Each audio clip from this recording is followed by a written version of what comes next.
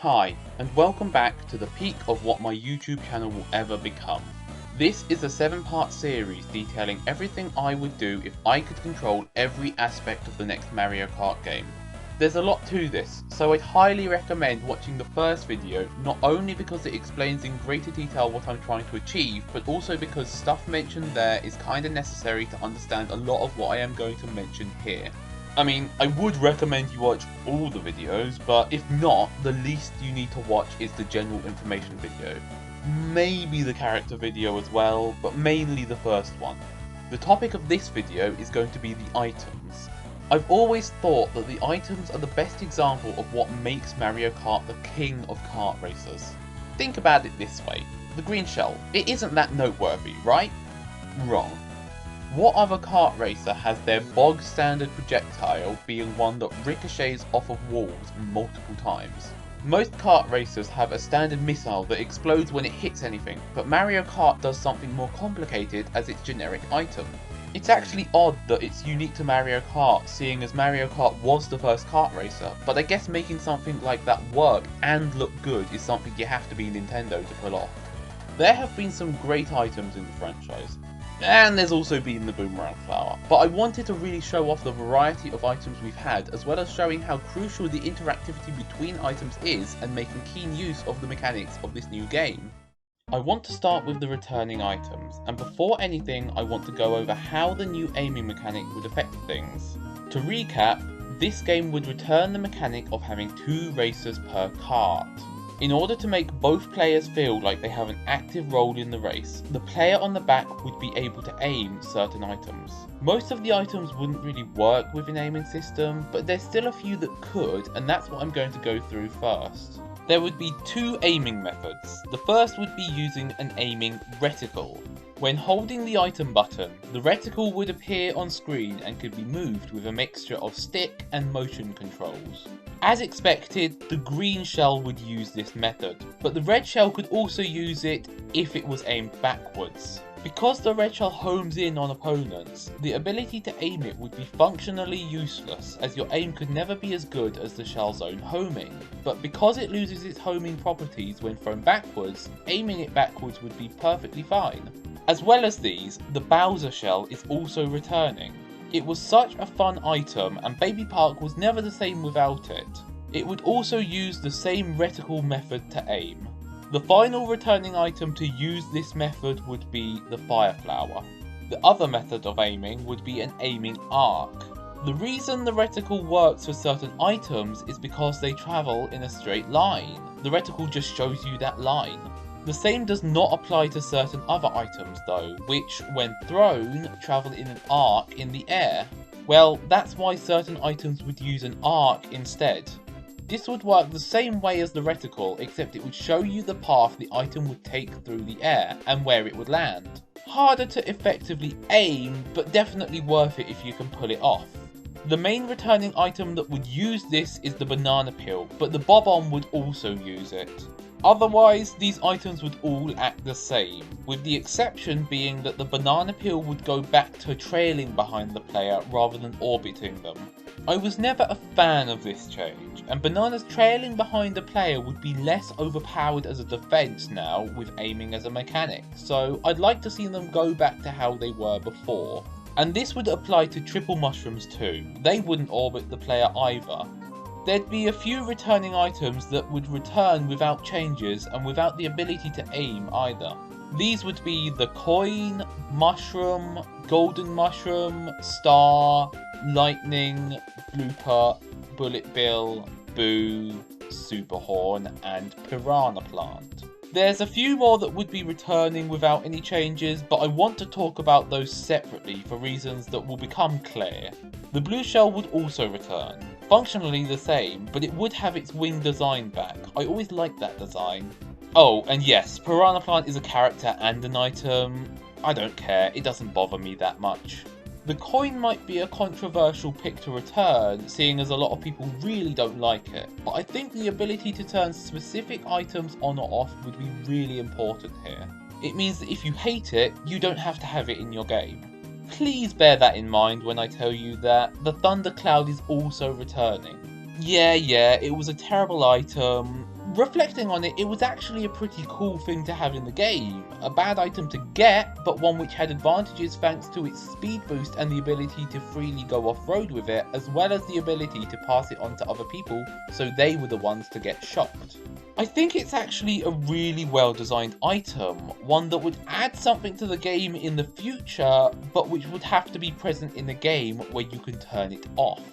I also want to bring back the feather, as in have it in races, not just battle mode. I think this would have a role in taking off-road shortcuts, but also in being able to avoid items. The idea of being able to avoid a red shell by jumping over it, that's pretty cool. Maybe it could then lock onto the person in front of you. And again, if it doesn't really work for you, you can always turn it off. I also want to have the ice flower. I'm counting this as a returning item as it is in Tour, but I'm completely overhauling its usage. As it is, it allows you to throw 3 ice balls, but I want to change that and align it more with the fire flower. That's to say, you'd be able to throw as many ice balls as you want in a given time, but the ice balls would have far less range than the fireballs. They would only be able to bounce once rather than multiple times, and they wouldn't be able to bounce off walls.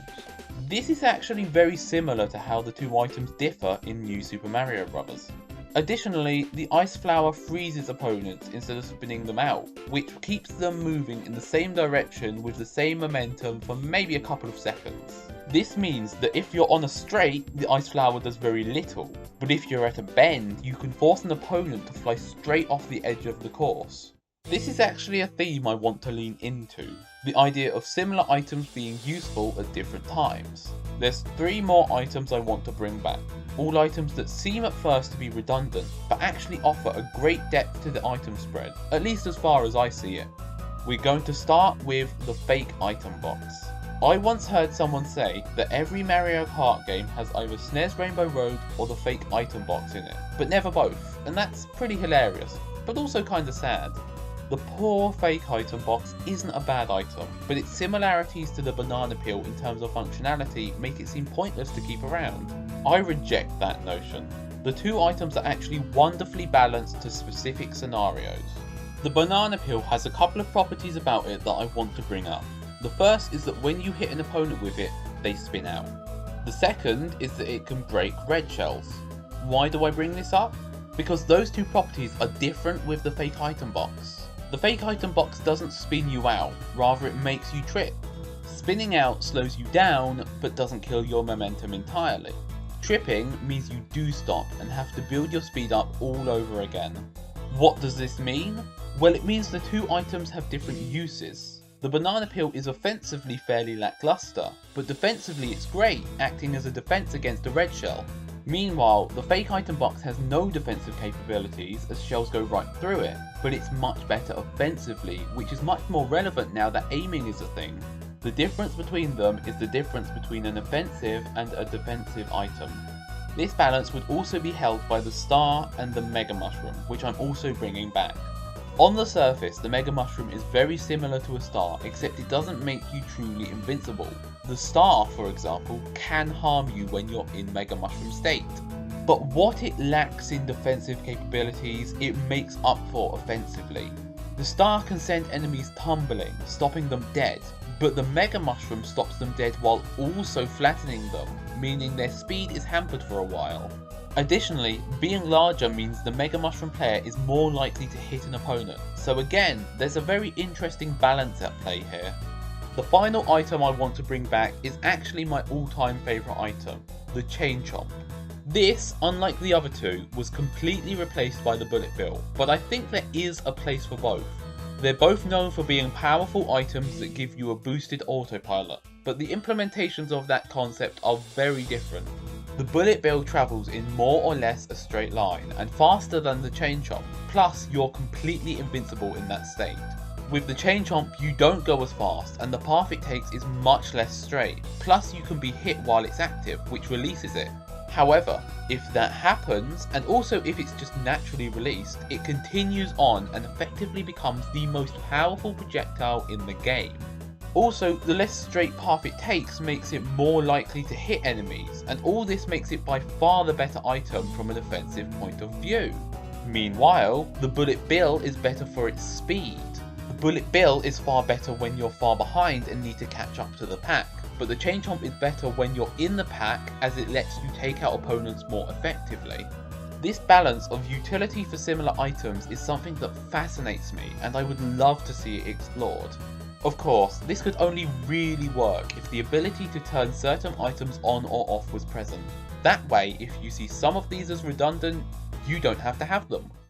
That's the returning items done, so I want to talk about the items that wouldn't return. Most of the tour items just don't seem that interesting to me, so I didn't look into them. The only reason I'm bringing back the Ice Flower is because I had planned to add it in before I realised it was in tour. The Fireballs from Double Dash would be weird to return given the Fire Flower is here, and the Yoshi and Birdo eggs were always just a red shell, and I don't see any reason they changed the functionality enough to be in the game. The heart was a cool concept, but not really needed when you have the Boo, and if you really wanted, you could bring back the mushroom's quality of stealing items. I considered the big banana peel, but I eventually decided against it, just because I couldn't really see it fitting in.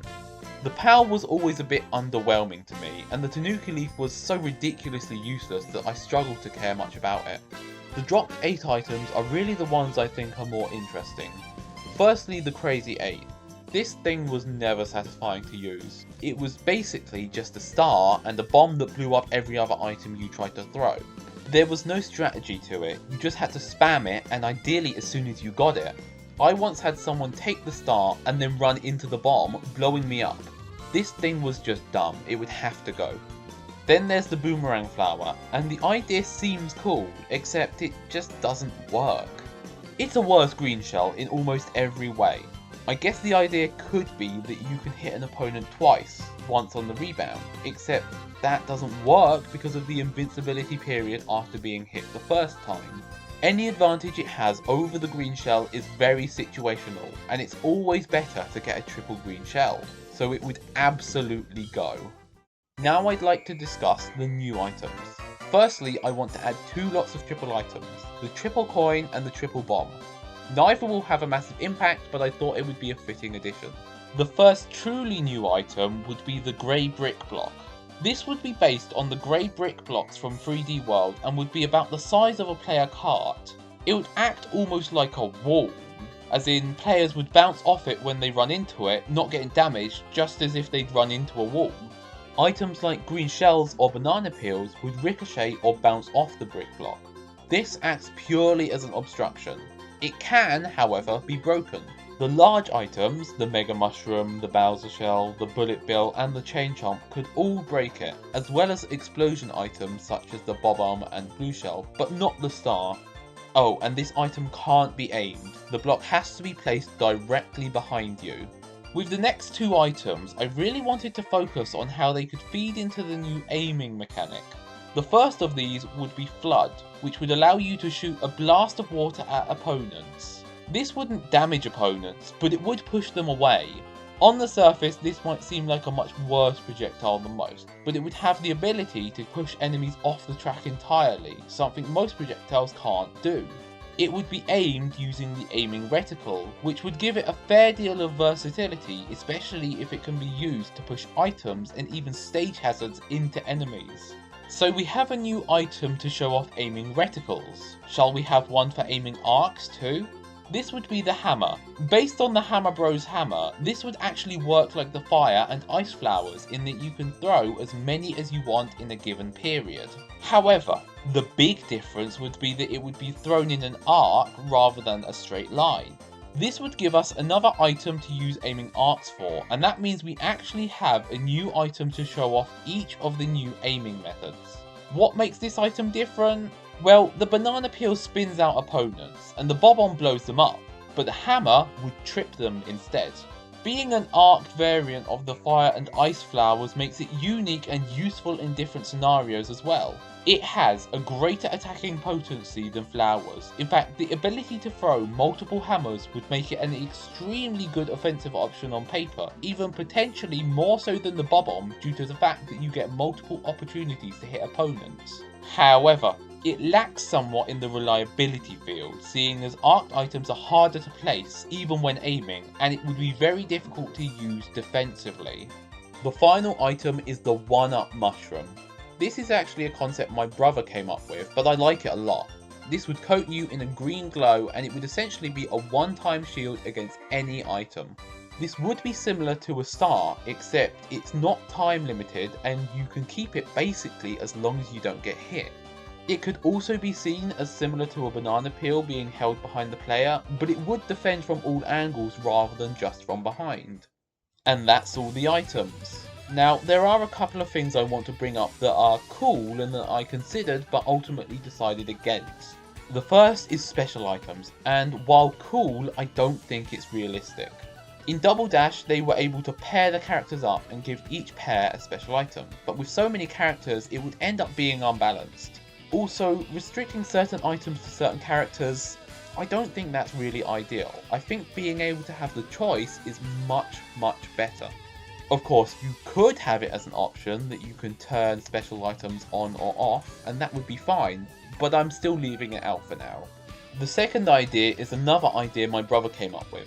Different item charts for different characters. This would allow much more individuality between all the different characters, where some might have a greater chance of getting certain items, or maybe certain items would be absent from their item chart. This could be awesome if done right, but balancing it would be a massive issue, and certain characters would probably be outright broken if not handled right, so as cool an idea as it is, I decided not to include this either.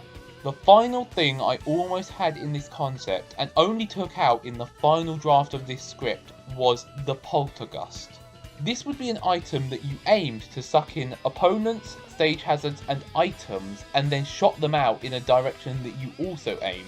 The problem with this should be obvious. It would be a little overpowered if you could just pick your opponents up and throw them off the stage. As a result, I took it out, and I don't think I would put it back in, but it's something I wanted to bring up as an option. And that's all I have for you today. There's a lot here, but I wanted to create a game that has massive options, and even if many of those are not to someone's taste, or it's just overloaded, you can just turn certain items off. That's the end of this video. Next time I'm going to talk about vehicles, so I'll see you then.